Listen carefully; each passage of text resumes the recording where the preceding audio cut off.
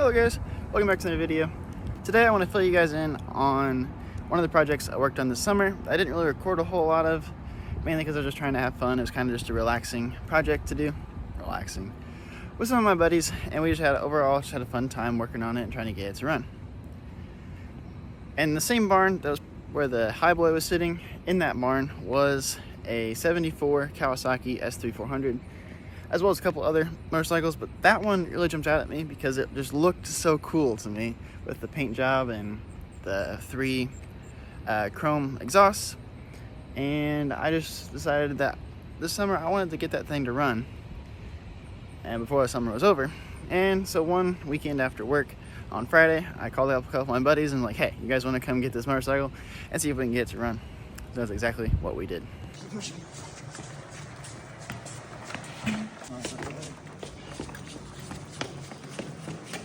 Whoa! Oh God! Yeah, I know.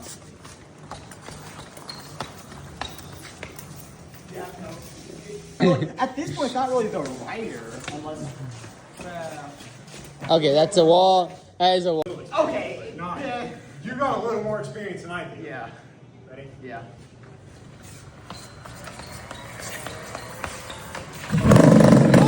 Oh!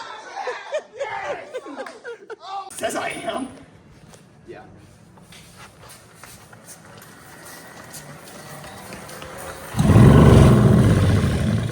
No way! No way! That thing's gonna run. It will. First thing we did was we checked the oil, made sure it spun. It kind of didn't, so it was kind of seized. So pull the spark plugs out, threw some PV blaster down and some oil. Got it unseized, went ahead and went through the carburetors. A buddy of mine made some new gaskets for the McCuneys, and we cleaned them all out and put them all back together incorrectly. And then threw them back on, went through, sanded the points, made sure we had spark, hot wired it, bought a new battery, and by the end of the night we were able to push start it. And it made a little bit of noise, and that was the first night that we worked on it. The reason we had to push start it was because the kickstart did not seem to want to work. The clutch was too loose and it would not actually grab the motor enough to spin it. So the next weekend we worked on it, I took the plasma cutter. Rather than buy a new clutch, I took a plasma cutter and cut out another clutch disc. If you guys have ever worked on a motorcycle like that, it's like a drum with clutch discs in it, and it's a wet clutch system. And the more shims you have in it, the more spring pressure you're gonna have. Basically, the clutch discs themselves were worn out too much, and so I had to find a way to increase the thickness of the discs, I guess. So I took a piece of metal and a plasma cutter and I cut out another clutch disc that was the same size. Stuck it in there and it increased the pressure enough that, sure enough, we had a clutch that worked. So we were able to kickstart it from that point on, which was a huge help to trying to get it to run. So finally we were able to get it to run pretty consistently on one cylinder of the three. So, I was kind of happy about that for sure. And that's probably about where we left it off that weekend. Gas tank also had a bunch of crap in it, and a couple of my buddies went through there and tried to get as much crap out of it as they could in order to put the fuel in. None of us had ever worked on any kind of multi-carbureted setups, and I never even worked on anything. I had a McCuney on it before, so I didn't really know what I was doing. And at some point we ended up putting the wrong throttle slide and the wrong carburetor, so they were backwards in it, and if you know anything about those, you really can't put them in backwards because they're not going to work. So went ahead and put that in the right way, and turns out that was a huge help in getting it to work. Who would have thought, right? So we were still only getting it to fire pretty consistently on 2 cylinders. So we took the spark plugs out and looked at them again. We also did a compression test at some point and made sure that all the cylinders were making good compression, and they were. So we took the spark plugs back out and looked at them, and 2 of them, really only 1 of them was any good. The other 2 were just really, really bad. So a couple of my buddies drove off and bought 3 new spark plugs. We put those spark plugs in there. First kick, it started up and idled. So at that point, I knew we were going in the right direction.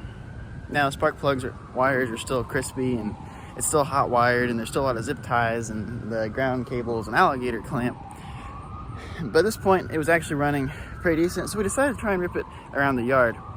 Now, it didn't have any kind of low end power at all, and you had to rev it to the moon to get it to move, and it was really still only firing on 2 cylinders. Again, at this point I realized that one of the throttle slides was again in the wrong position, and it was causing the throttle slide to be hung open a lot.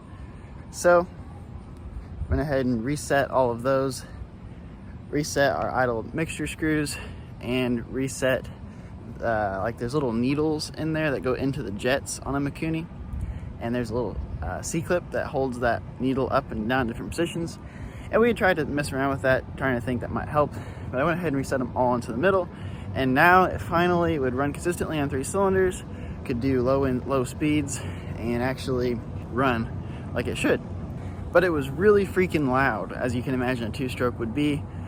One of the exhausts was completely rusted off, so I decided that instead of buying, I tried to look for a replacement for it, but I couldn't even find one, and if I could, it would have been really freaking expensive. So I decided to go to the auto parts store and bought me a Thrush glass pack and welded it all up. And yeah, maybe it looks kind of stupid, but you know, I think it's cool and it does the job, so that's the main thing.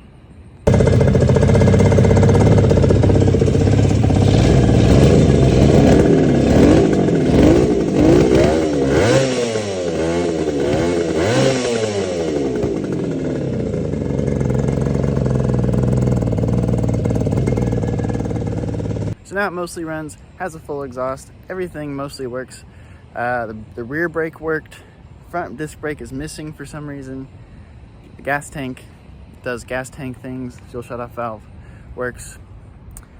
I went ahead and removed the oil injection pump because all the lines were brittle.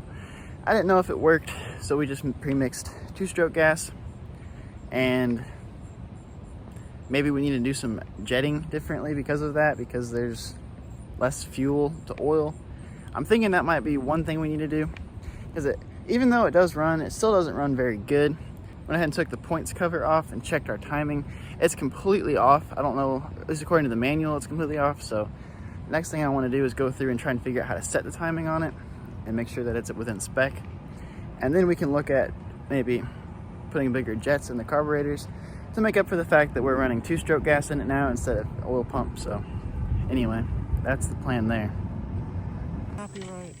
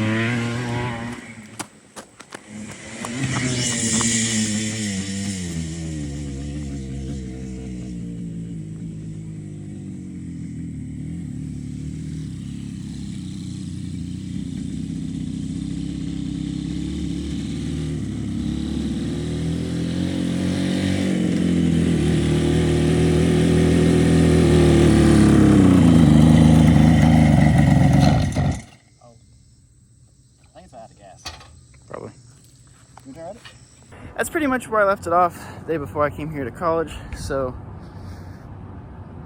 I don't particularly have any more to add on the motorcycle, but if I do end up working on it anymore and trying to get it to run a little better, I will let you guys know. I never struck myself as a motorcycle guy, but after driving this one around the yard, it is a lot of fun to drive, and there's nothing like the sound of a 3-cylinder 2-stroke under you. It's insane. It sounds like a pissed off chainsaw. It's crazy. And it may not look fast on camera, but it sure feels fast whenever you're driving it. I only was ever in first gear because second gear was entirely too fast for our yard. But in first gear, that thing rips. You get up to 3,000 or 4,000 RPMs, fine. As soon as you hit 5 or 6, thing just, you know, takes off like a shot. So yeah, it needs a lot of work, and I plan on putting some work into it. That's what we're gonna leave the motorcycle off for now. And I know I had a lot of fun working on it. And I want to say a huge thanks to all my buddies who helped me work on it as well. I hope you guys enjoyed this video. Thanks for watching. I also wanted to add, if any of you guys have any parts for a Kawasaki S3400, 74, I like the front disc brake setup, or any recommendations for what I should do if I wanted to eliminate the points and put some kind of solid state ignition system in it that doesn't have points and it's a little more reliable and easier to set up rather than adjusting 3 different sets of points. Anyway, if you have any kind of tips like that, put it in the comment section below. Really appreciate that a lot.